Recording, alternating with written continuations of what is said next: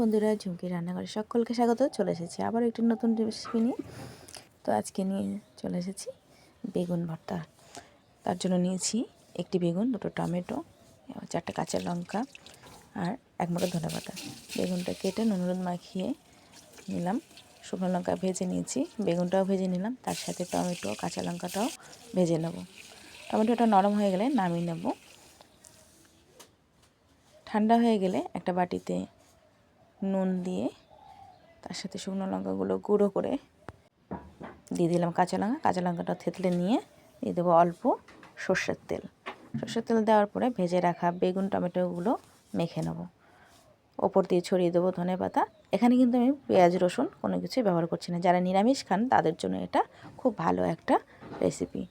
গরম ভাতে কিন্তু এই রেসিপিটি দারুণ লাগে খেতে।